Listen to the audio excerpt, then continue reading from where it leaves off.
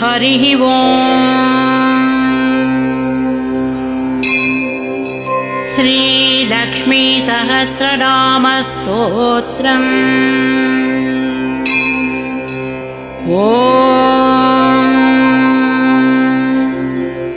अस्य श्री लक्ष्मी दिव्य सहस्रनामस्तोत्रमहामन्त्रस्य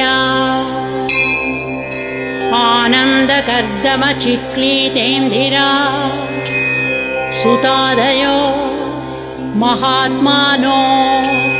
महर्षयः अनुष्टुप्छन्दः विष्णुमायाशक्तिः महालक्ष्मीः परादेवता। श्री महालक्ष्मी प्रसादद्वारा सर्वेष्टार्थसिद्ध्यर्थे जपे विनियोगः।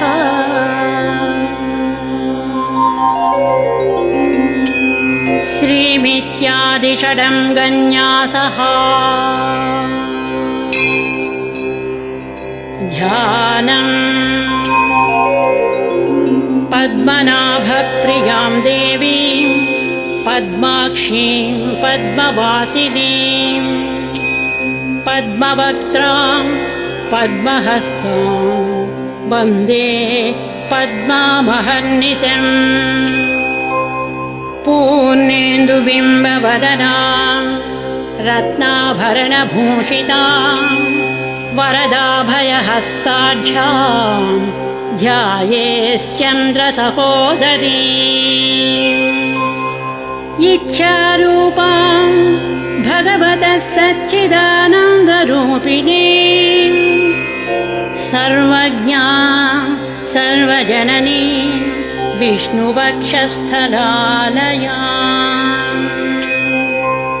दयाळुमनिशं ध्यायेत् सुखसिद्धिस्वरूपिणी। दयाळुमनिशं ध्यायेत् सुखसिद्धिस्वरूपिणी। हरिः ओम्। नित्यागतानं तदित्या नन्दिनी जनरञ्जनी नित्यप्रकाशिनी चैव स्वप्रकाशस्वरूपिणी। महालक्ष्मीर्महाकाली महाकन्या सरस्वती भोगवैभवसन्धात्री भक्तानुग्रहकारिणी। ईशावास्या महामाया महादेवी महेश्वरी हृल्लेखा परमाशक्तिः मातृका बीजरूपिणी। नित्यानन्द नित्यबोध नादिनी जनमोदिनी सत्यप्रत्ययनी चैव स्वप्रकाशात्मरूपिणी। त्रिपुरा भैरवी विद्या हंसा वागीश्वरी शिवा वाग्देवी च महारात्रिः कालरात्रिस्त्रिलोचना। भद्रकाली कराळी च महाकाली तिलोत्तमा काली कराळवक्त्रान्ता कामाक्षी कामदा शुभा। चण्डिका चण्डरूपेश चामुण्डा चक्रधारिणी त्रैलोक्यजननी देवी त्रैलोक्यविजयोत्तमा। सिद्धलक्ष्मीः क्रियालक्ष्मीः मोक्षलक्ष्मीः प्रसादिनी उमा भगवती दुर्गा चान्द्री दाक्षायणी शिवा। प्रत्यङ्गिराधरा वेला लोकमाता हरिप्रिया पार्वती परमादेवी ब्रह्मविद्या प्रदायिनी अरूपा बहुरूपा च विरूपा विश्वरूपिणी पञ्चभूतात्मिका वाणी पञ्चभूतात्मिका परा कालिका पञ्चिका वाग्मी हविः प्रत्यधिदेवता देवमाता सुरेशाना वेदगर्भाम्बिका धृतिः संख्याजातिः क्रियाशक्तिः प्रकृतिर्मोहिनी मही यज्ञविद्या महाविद्या गुह्यविद्या विभावरी ज्योतिष्मती महामाता सर्वमन्त्रफलप्रदा दारिद्र्यध्वंसिनी देवी हृदयग्रन्थि भेदिनी सहस्रादित्यसंकाशा चन्द्रिका चन्द्ररूपिणी अकारादिक्षकारान्त मातृका वर्णरूपिणी गायत्री सोमसम्भूति सावित्री प्रणवात्मिका शाङ्करी वैष्णवी ब्राह्मी सर्वदेव नमस्कृता सेव्या दुर्गा कुबेराक्षी करवीरनिवासिनी जया च विजया चैव जयन्ती च पराजिता कुब्जिका कालिका शास्त्री वीणा पुस्तकधारिणी सर्वज्ञशक्ति स्त्रीशक्तिः ब्रह्म विष्णु शिवात्मिका इडा पिङ्गलिका मध्या मृणाली तन्तु रूपिणी यज्ञेशानि प्रधादीक्षा दक्षिणा सर्वमोहिनी अष्टाङ्गयोगिनी देवी निर्भीजध्यानगोचरा सर्वतीर्थस्थिता शुद्धा सर्वपर्वतवासिनी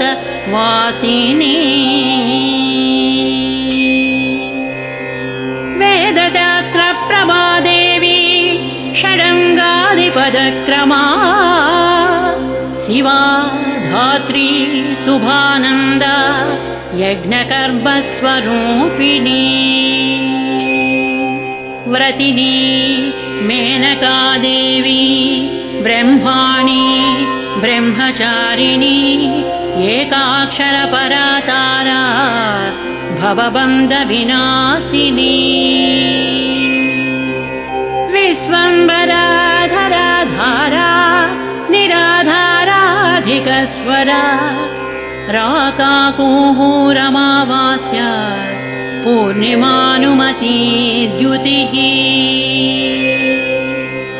सिनीवाली शिवावस्या वैश्वदेवी पिसङ्गिला पिप्पला च विशालाक्षी रक्षोघ्नी वृष्टिकारिणी दुष्टविद्राविणी देवी सर्वोपद्रवनाशिनी शारदा शरसन्धाना सर्वशास्त्रस्वरूपिणी युद्धमध्यस्थिता देवी सर्वभूतप्रभञ्जनी अयुद्धा युद्धरूपा च शान्ता शान्तिस्वरूपिणी गङ्गा सरस्वती वेणी यमुना नर्मदापगा समुद्रवसना वासा ब्रह्माण्डश्रेणिमेखला पञ्चवक्त्रा दशभुजा शुद्धस्फटिकसन्निभा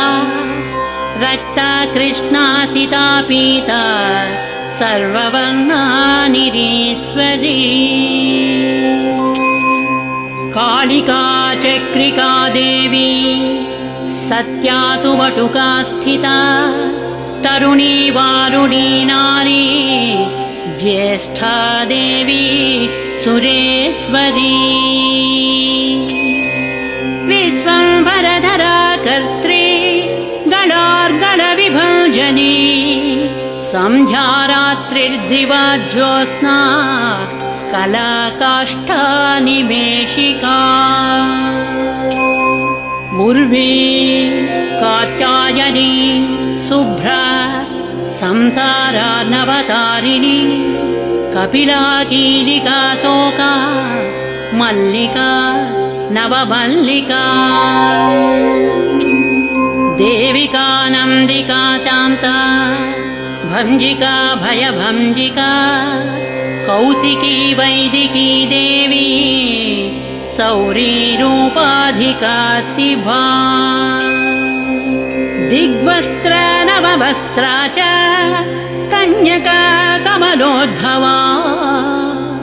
श्रीसौम्यलक्षणातीता दुर्गा सूत्रप्रबोधिका श्रद्धा मेधा कृतिः प्रज्ञाधारणा कान्तिरेव च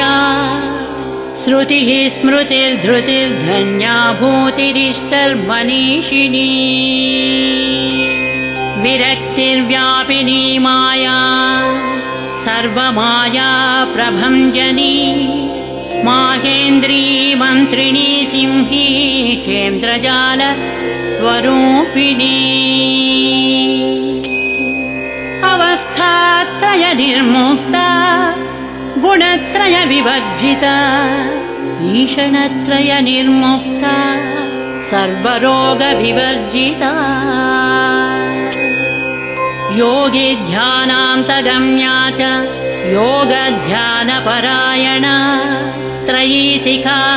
विशेषज्ञा वेदान्तज्ञानरूपिणी भारती कमला भाषा पद्मा पद्मावती कृतिः गौतमी गोमती गौरी ईशानी हंसवाहिनी नारायणी प्रभाधारा शाङ्करी शङ्करात्मजा चित्रघण्टा सुनन्दा श्रीर्मानवी मनुसंभवा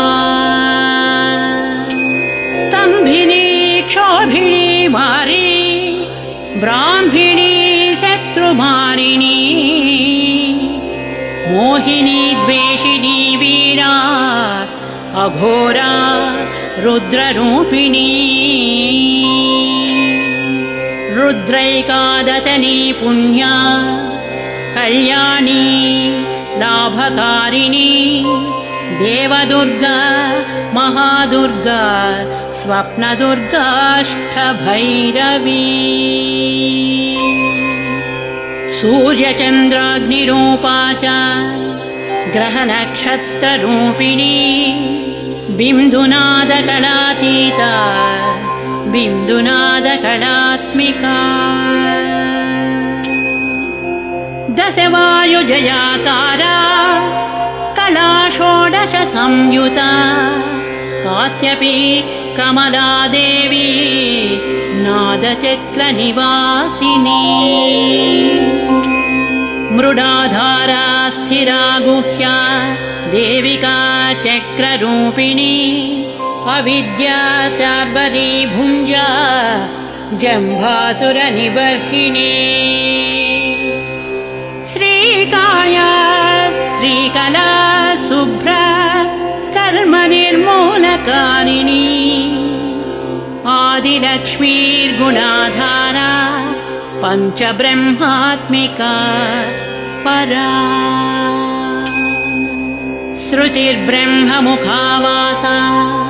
सर्वसम्पत्तिरूपिणी मृत संजीविनी मैत्री कामिनी कामवर्जिता निर्वाण मार्गदा देवी हंसिनी कालिका क्षमा सपर्या गुणिनी भिन्ना निर्गुणा खण्डिता शुभा स्वामिनी वेदिनी शक्या शाम्बरी चक्रधारिणी दण्डिनी मुण्डिनी व्याघ्री शिखिनी सोमसंहतिः चिन्तामणिश्चिदानन्दा पञ्चबाणप्रबोधिनी बाणश्रेणि सहस्राक्षी सहस्रभुजपादुका सन्ध्याबलिस्त्रिसन्ध्याख्या ब्रह्माण्डमणिभूषणा वासवी वारुणी सेव्या कुलिका मन्त्ररञ्जनी जितप्राणस्वरूपा च कान्ता काम्यवरप्रदा मन्त्रब्राह्मणविद्यार्था नादरूपा हविष्मतिः अधर्वणश्रुतिः शून्या कल्पना वर्जिता सती सत्ता जातिः प्रमामेया प्रमितिः प्राणदा गतिः अपर्णा पञ्चवर्णा च सर्वदा भुवनेश्वरी त्रैलोक्यमोहिनी विद्या सर्वभद्री क्षराक्षरा हिरण्यवर्णा हरिणी सर्वोपद्रवनाशिनी कैवल्यपदवीरेखा सूर्यमण्डल संस्थिता सोममण्डलमध्यस्था वह्निमण्डलसंस्थिता वायुमण्डलमध्यस्था व्योममण्डलसंस्थिता चक्रिका चक्रमध्यस्था चक्रमार्गप्रवर्तिनी कोकिलाकुलचक्रे च पक्षतिः पङ्क्तिपावनी सर्वसिद्धान्तमार्गस्था षड्वर्णा वरवर्जिता शतरुद्रहरा हन्त्री सर्वसंहारकारिणी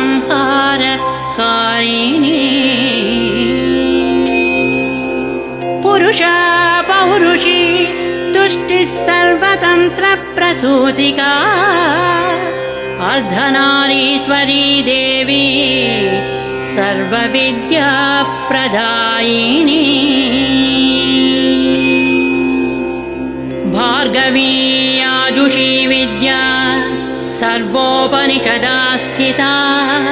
व्योमकेशाखिलप्राणा पञ्चकोश विलक्षणा पञ्चकोशात्मिका प्रत्यक् पञ्चब्रह्मात्मिका शिवा जगज्जराजनित्री च पञ्चकर्म प्रसूतिका वाग्देव्याभरणाकारा सर्वकाम्यस्थिता स्थितिः अष्टादश चतुष्षष्टिपीठिका विद्यया युता कालिका कर्षणश्यामा यक्षिणी किन्नरेश्वरी केतकी मल्लिका शोका वाराही धरणि ध्रुवा नारसिंही महोग्रास्या भक्तानामार्तिनाशिनी अन्तर्बला स्थिरा लक्ष्मीः जरामरण नाशिनी श्रीरङ्गिता महाकाया सोमसूर्याग्निलोचना अदितिर्देवमाता च अष्टपुत्राष्टयोगिनी अष्टप्रकृतिरष्टाष्ट बिभ्राजद्विकृताकृतिः दुर्भिक्षध्वंसिनी देवी सीता सत्या च रुक्मिणी ख्यातिजा भार्गवी देवी देवयोनिस्तपस्विनी शाकम्भरी महाशोणा गरुडोपरि संस्थिता सिंहगा व्याघ्रगा देवी वायुगा च महाद्रिगा अकारादिक्षकारान्त सर्वविद्याधिदेवता मन्त्रव्याख्याननिपुणा ज्योतिःशास्त्रैकलोचना गिडा पिङ्गलिका मध्य सुषुम्ना ग्रन्थिभेदिनी कालचक्राश्रयोपेता कालचक्रस्वरूपिणी वैशारदी मतिश्रेष्ठा वरिष्ठा सर्वदीपिका वैनायकी वरारोहा श्रोणीवेला बहिर्बलिः जम्भिनी जृम्भिनी जृम्भकारिणी गणकारिका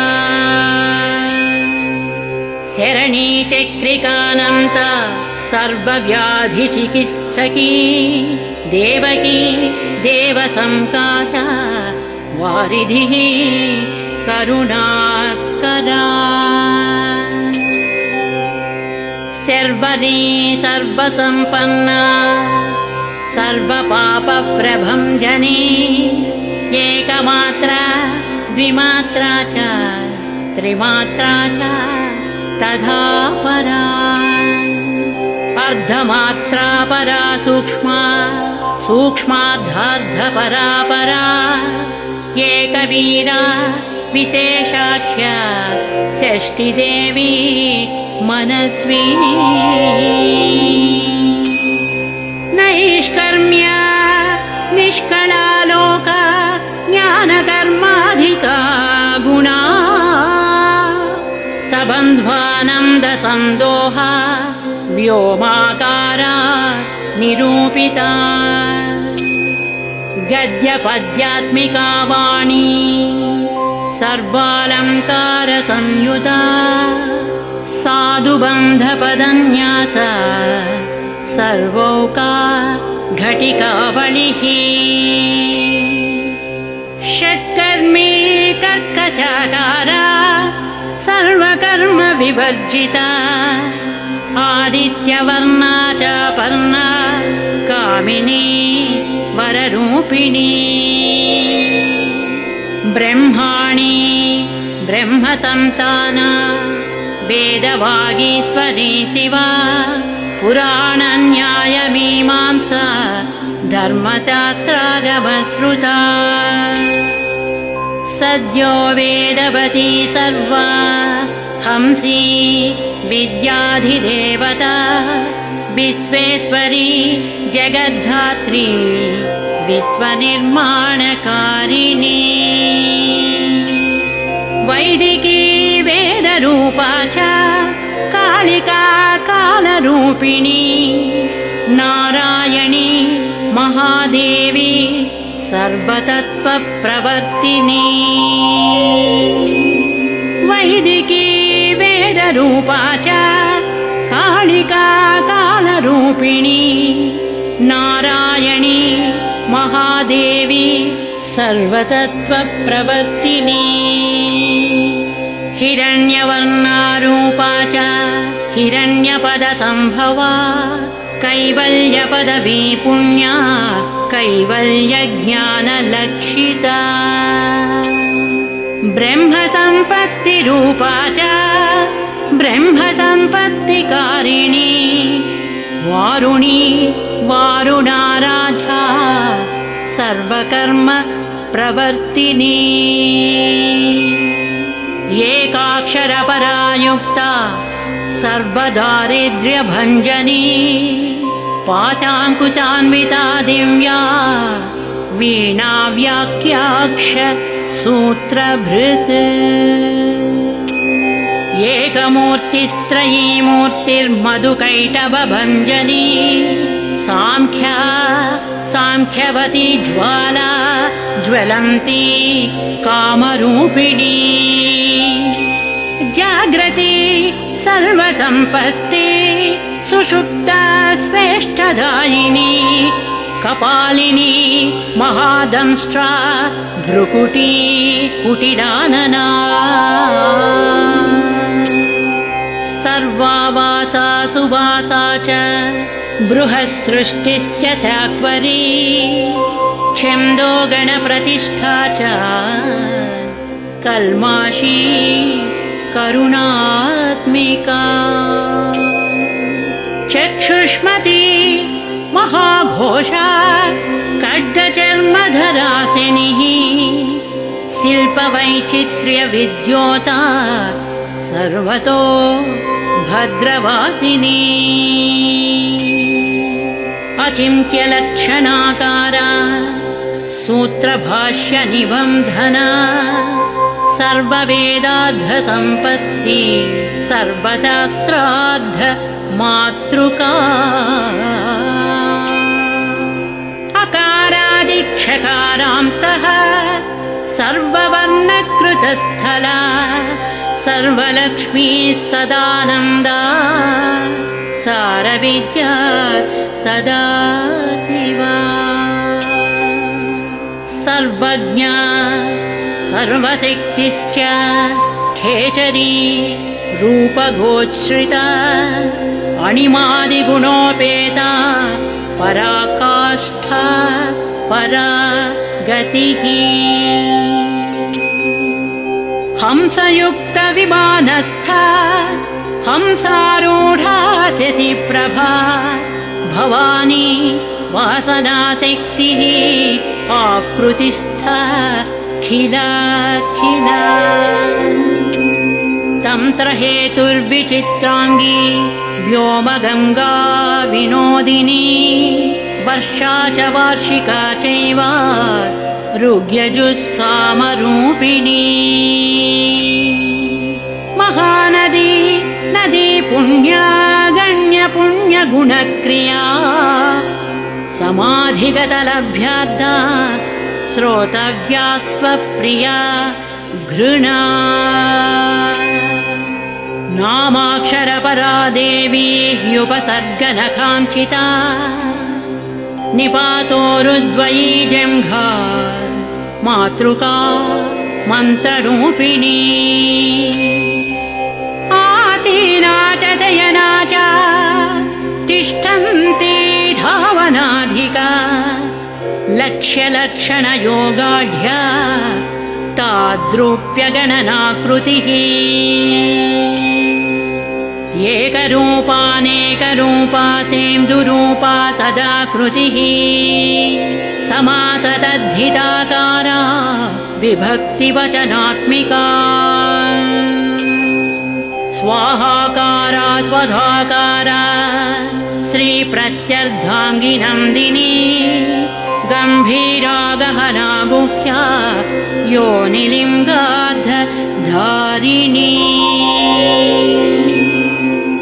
शेषवासुकि संसेव्या चपलावरवर्णिनी कारुण्यकार सम्पत्तिः कीलकृन्मन्त्रकीलिका शक्तिबीजात्मिका सर्वमन्त्रेष्ठाक्षयकामना आग्नेयी पार्थिवा आप्या वायव्या व्योमकेतना सत्यज्ञानात्मिकानन्दा ब्राह्मी ब्रह्मसनातनी अविद्यावासना माया प्रकृतिः सर्वमोहिनी शक्तिर्धारणशक्तिश्च चिदचिच्छक्तियोगिनी वक्त्रारुणा महामाया मरीचिर्मदमर्दिनी विराट् स्वाहा स्वधा शुद्धा निरूपाप्तिः सुभक्तिगा निरूपिताद्वयी विद्या नित्या नित्यस्वरूपिणी वैराजमार्गसञ्चारा सर्वसत्पददर्शिनी जालन्धरी मृडानी च भवानी भवभञ्जनी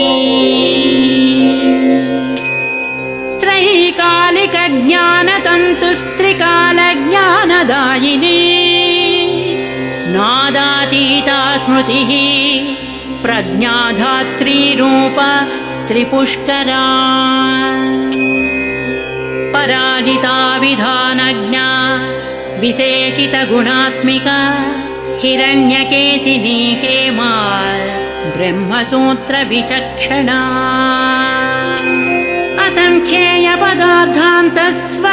असङ्ख्येयपदार्थान्तस्वरव्यञ्जनवैखरी मधुजिह्वा मधुमती मधुमासोदय मधुः माधवी च महाभागा मेघगम्भीरनिस्वना ब्रह्मविष्णुमहेशादि ज्ञातव्यार्धविशेषगा नाभौ वह्निशिखाकारा ललाटे चन्द्रसन्निभा भ्रूमध्ये भास्कराकारा सर्वताराकृतिर्हृदि कृत्तिकादिभरण्यन्त नक्षत्रेष्ट्यर्चितोदया ग्रहविद्यात्मिका ज्योतिर्ज्योतिर्विस्मृतिजीविका ब्रह्माण्डगर्भिणी बाला सप्तावरणदेवता वैराजोत्तमसाम्राज्या कुमार कुशलोदया बगला भ्रमराम्बा च शिवदूती शिवात्मिका मेरुविंध्यादिसंस्थाना काश्मीरपुरवासिनी योगनिद्रा महानिद्रा विनिद्रा राक्षसाश्रिता सुवर्णदा महागंगा पञ्चाख्या पञ्चसंहतिः सुप्रजाता सुवीर्या च सुपोषा सुपतिः शिवा सुगृहा रक्तबीजान्ता हतकन्दर्पजीविका समुद्रव्योममध्यस्था समबिन्दुसमाश्रया सौभाग्यरसजीवातु सारासारविवेकदृक्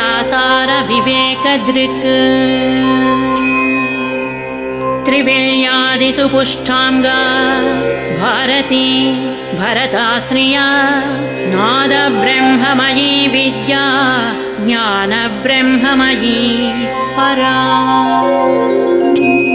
ब्रह्मनाडीनिरुक्तिश्च ब्रह्मकैवल्यसाधना कालकेयमहोदारा वीर्यविक्रमरूपिणी बडवाग्निशिखावक्त्रा महाकबलतर्पणा महाभूता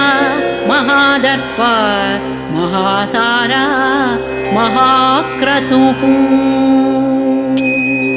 पञ्चभूता महाग्रासा पञ्चभूतादिदेवता सर्वप्रमाण सम्पत्तिः सर्वरोगप्रतिक्रिया ब्रह्माण्डान्तर्बहिर्व्याप्ता विष्णुवक्षो विभूषिणी शाङ्करी विधिवक्त्रस्था प्रवरा वरहेतुकी हेममाला शिखामाला त्रिशिखा पञ्चलोचना सर्वागम सदाचार मर्यादायातु भञ्जनी पुण्यश्लोकप्रबन्धाढ्या सर्वान्तर्यामिरूपिणी सामगानसमाराध्या श्रोतुकर्णरसायना जीवलोकैक जीवातुर्भद्रोदारविलोकना तटित्कोटिलसत्कान्तिस्तरुणी हरिसुन्दरी मीननेत्रा च सेन्द्राक्षी विशालाक्षी सुमङ्गला सर्वमङ्गलसम्पन्ना साक्षान्मङ्गलदेवता देहहृद्दीपिका दीप्तिर्जिह्वा पापप्रणाशिनी अर्धचन्द्रोल्लसद्दंष्ट्रा यज्ञवाटी विलासिनी महादुर्गा महोत्साह महादेव बलोदया डाकिनीढ्या शाकिनीढ्या हाकिनीढ्या समस्तजुट निरङ्कुशानाकिवन्द्या षडाधाराधिदेवता भुवनज्ञाननिःश्रेणिः भुवनाकार वल्लरी शाश्वती शाश्वताकारा लोकानुग्रहकारिणी सारसी मानसी हंसी हंसलोकप्रदायिनी चिन्मुद्रालङ्कृतकरा कोटिसूर्यसमप्रभा सुखप्राणिशिरोरेखा सदसदृष्टप्रदायिनी सर्वसाङ्कर्यदोषघ्नी ग्रहोपद्रवनाशिनी क्षुद्रजन्तुभयग्नी च विषरोगादिभञ्जनी सर्वसाङ्कर्यदोषघ्नी ग्रहोपद्रवनाशिनी क्षुद्रजन्तुभयग्नी च विषरोगादिभञ्जनी सदा शान्ता सदा शुद्धा गृहच्छिद्रनिवारिणी कलिदोषप्रशमनी कोलाहल पुरस्थिता गौरी लाक्षणिकी मुख्या जगन्याकृतिवर्जिता मायाविद्या मूलभूता वासवी विष्णुचेतना वादिनी वसुरूपा च वसुरत्नपरिच्छदा छान्दसी चन्द्रहृदया मन्त्रस्वच्छन्दभैरवी वनमाला वैजयन्ती पञ्चदिव्यायुधात्मिका पीताम्बरमयी चञ्चत्कौस्तुभा हरिकामिनी नित्या तद्ध्या रमा रामा रमणी मृत्युभञ्जनी ज्येष्ठा काष्ठा धनिष्ठां ता शराङ्गी निर्गुणप्रिया मैत्रेया मित्रविन्दा च शेष्यशेषकलाशया वारणासी वासलभ्या चाव्यावर्तजनस्तुता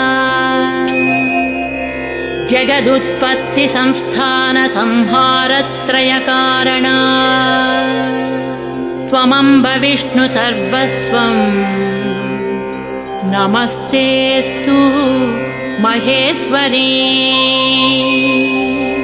नमस्ते सर्वलोकानां जनन्यै पुण्यमूर्तये सिद्धलक्ष्मीर्महाकाली महालक्ष्मीर्नमोऽस्तु ते सद्यो जातादिपञ्चाग्निरूपा पञ्चकपञ्चिका यन्त्रलक्ष्मीर्भवत्यादि राध्याद्येते नमो नमः। सृष्ट्यादिकारणकारा वितते दोषवर्जिते जगल्लक्ष्मीर्जगन्माता विष्णुपत्नी नमोऽस्तुते। नवकोटिमहाशक्तिसमुपास्य पदाम्बुजे कनकः संवर्णरत्नाढ्य सर्वाभरणभूषिते अनन्तनित्यमहिषी प्रपञ्चेश्वरनायकी अत्युच्छ्रितपदान्तस्थे परमव्योमनायकी नाकपुष्टगताराध्ये विष्णुलोकविलासिनी वैकुण्ठराजमहिषी श्रीरङ्गनगराश्रिते रङ्गनायकि भूपुत्री कृष्णे वरदवल्लभे कोटिब्रह्माण्डादिसंसेव्ये कोटिरुद्रादिकीर्तिते मातुलुङ्गमयं खेटं सौवर्णचषकं तथा पद्मद्वयं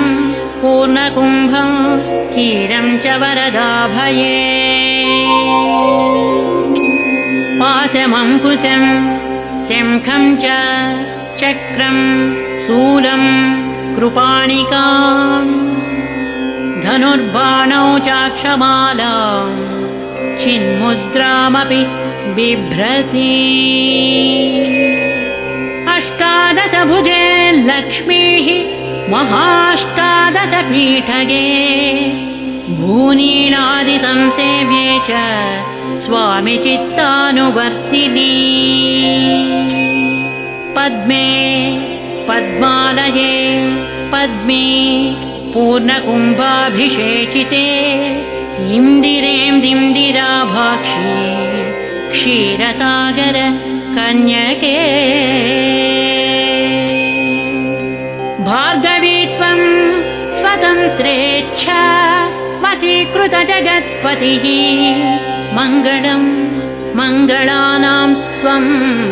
देवतानां च देवता त्वमुत्तमोत्तमानां च त्वं श्रेयः परमामृतम् धनधान्याभिवृद्धिश्च सार्वभौम सुखोच्छ्रया आम्दोलिकादिसौभाग्य मत्ते भाति महोदया पुत्रपौत्राभिवृद्धिश्च विद्याभोग बलाधिकम् आयुरारोग्यसम्पत्तिः अष्टैश्वर्यं त्वमेव हि परमेश विभूतिश्च सूक्ष्मात् सूक्ष्मतरा गतिः सदयापाङ्गसंदत्त ब्रह्मेन्द्रादिपदस्थितिः अव्याहतमहाभाग्यं त्वमेवाक्षोभ्य विक्रमा समन्वया च वेदानामविरोधात् त्वमेव हि निःश्रेयसपदप्राप्ति साधना फलरूपिणी श्रीमन्त्रराजराज्ञी च श्रीविद्याक्षयमकारिणी श्रीं बीजजपसन्तुष्टा ऐं ह्रीं श्रीं बीजपालिका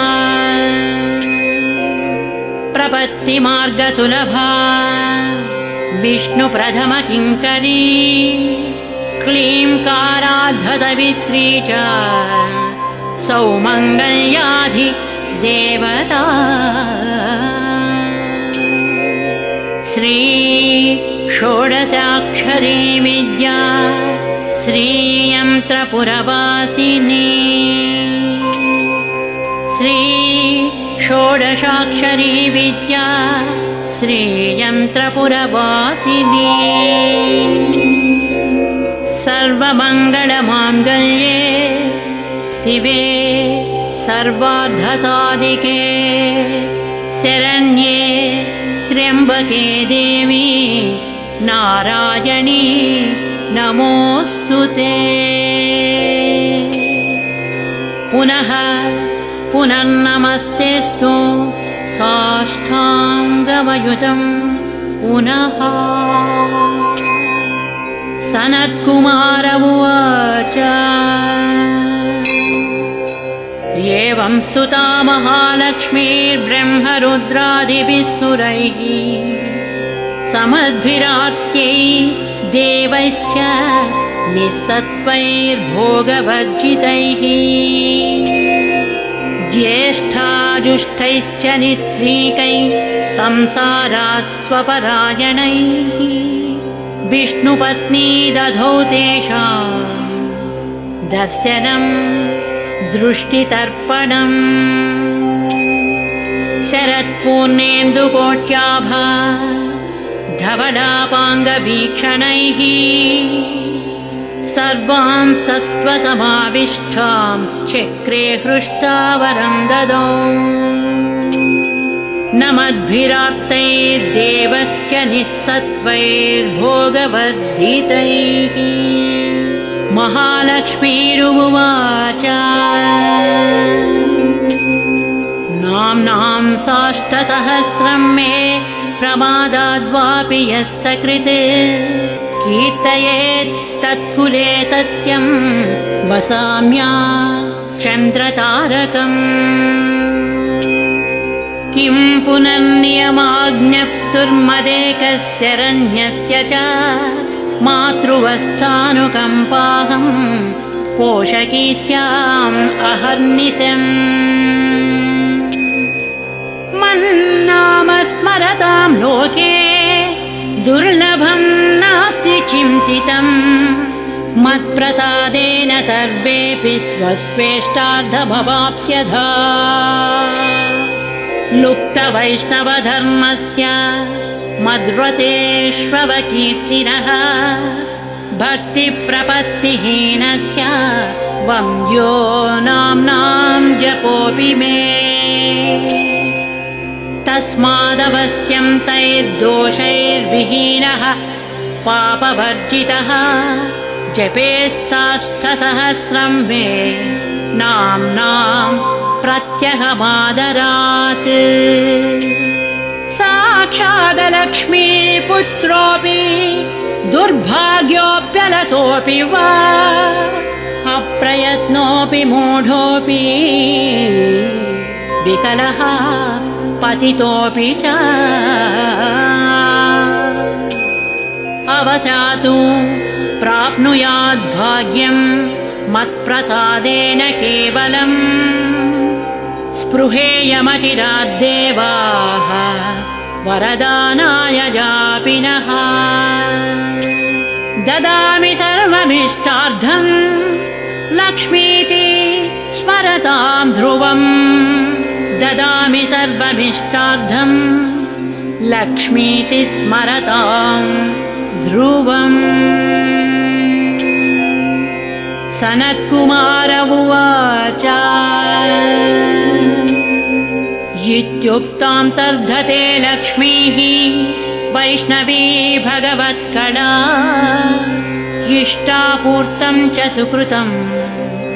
भागधेयं च चिन्तितम्। स्वं स्वं स्थानं च भोगं च विजयं लेभिरे सुराः